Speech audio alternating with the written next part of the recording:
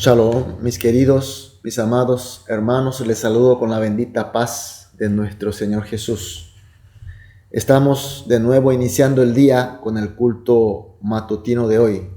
Es porque nuestro buen Dios nos ha convocado. Entonces iniciamos el culto matutino de hoy con una oración de gratitud, una oración de esperanza, una oración de humildad. Vamos a orar. Amantísimo Padre Dios, muchas gracias porque una vez más tuvimos noche de descanso y de recuperación y también estamos iniciando el día con este encuentro contigo, Señor. Pedimos que este culto sea realmente una comunión contigo, Señor, en la que recibimos tu palabra, recibimos tu gracia, recibimos tus bendiciones, porque estamos en una época bastante difícil. Es una época de tormenta, es una época de mentira, una época de apostasía. Señor, pedimos que seamos tu luz y sal para esta época, para este mundo. Pero también oramos para aquellos hermanos que aún a pesar de tu gracia están pasando por dificultades y problemas, especialmente por las enfermedades, heridas, sea física y espiritual. Señor, pedimos hoy tu mano para que tú le estés consolando, sanando, recuperando, fortaleciendo. Así todos juntos, Señor, como tu congregación y tu cuerpo, avancemos y marchemos hacia la meta que tú tienes para nosotros. Te glorificamos y oramos en el nombre de Jesús. Amén. Gloria a Dios, aleluya. Vamos a adorar a nuestro Dios con una alabanza.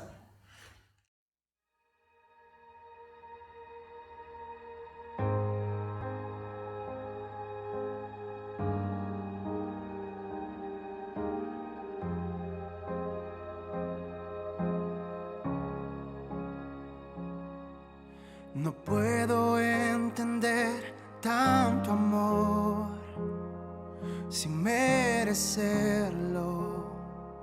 Él se entregó,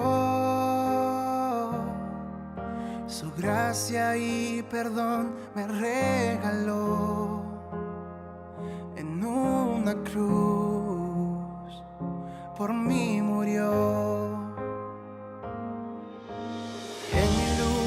Por mi culpa se entregó, en esa cruz con su sangre me lavó. Perdonó toda mi maldad, se llevó toda enfermedad. En Jesús tengo sanidad, en Jesús tengo libertad.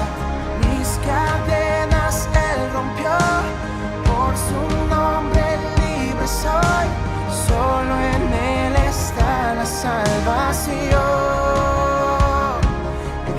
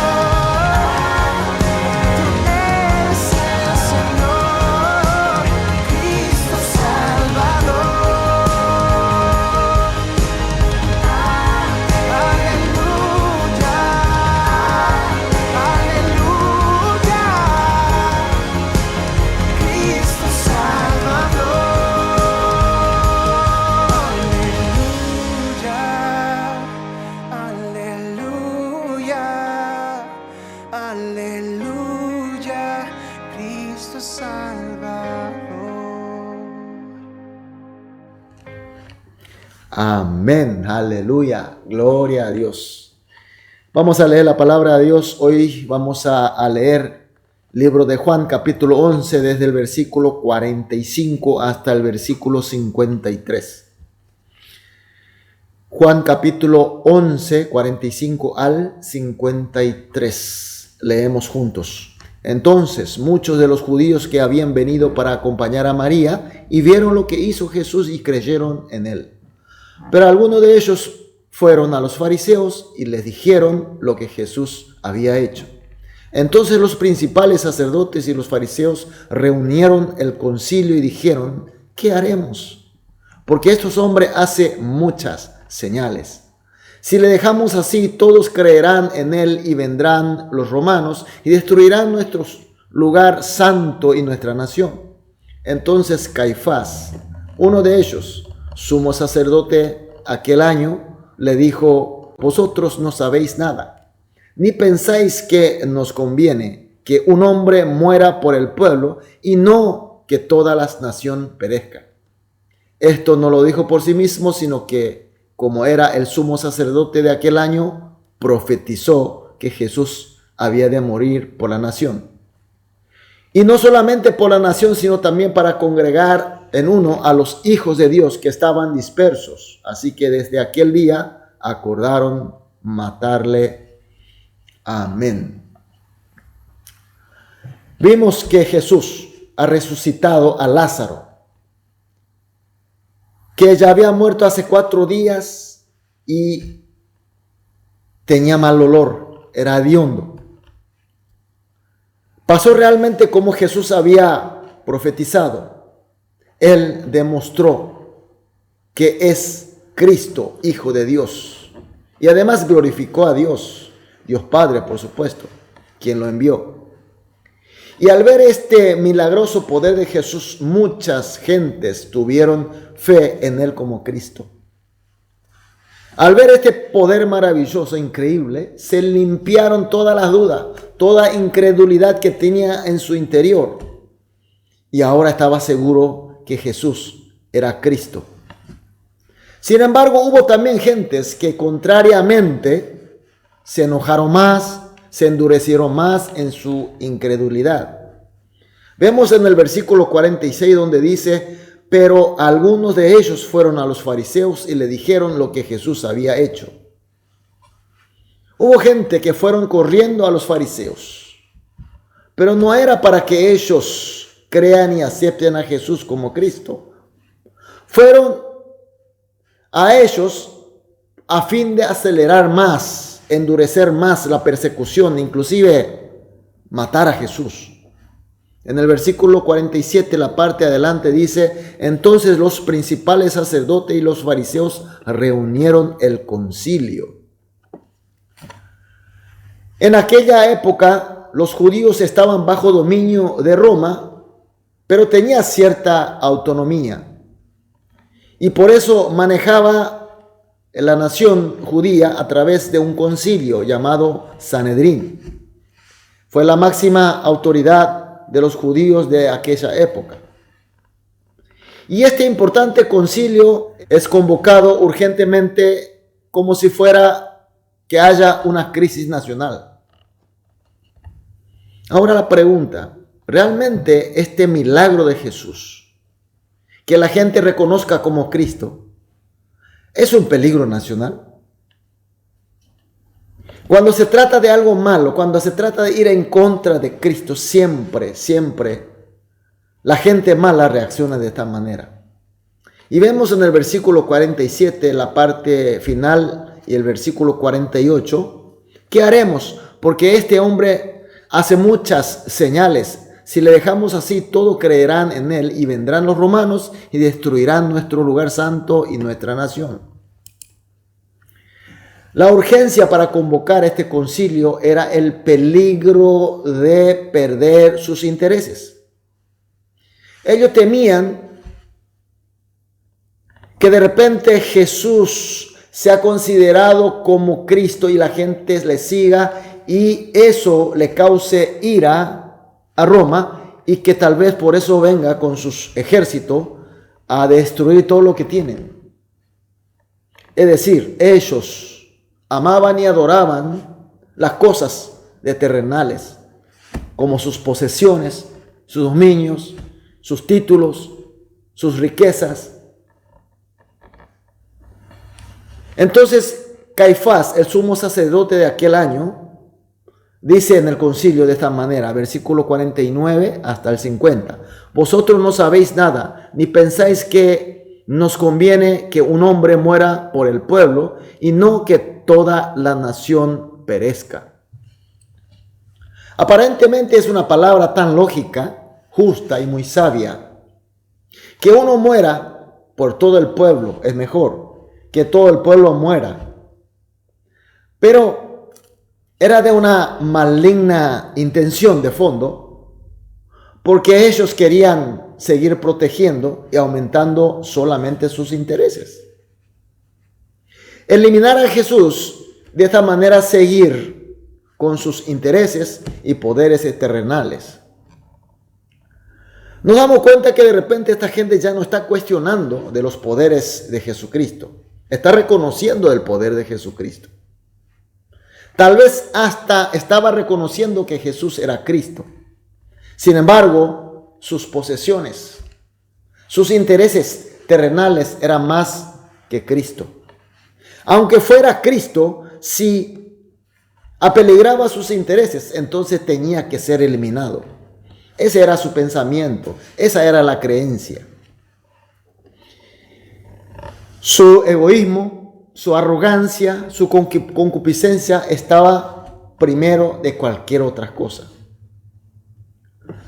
Pero sin darse cuenta también, hoy el texto nos comenta que este malvado Caifás, aún a pesar de que él dijo por su pecado y por su concupiscencia, profetizó que Jesús va a morir para salvar a todos, para salvar a su pueblo.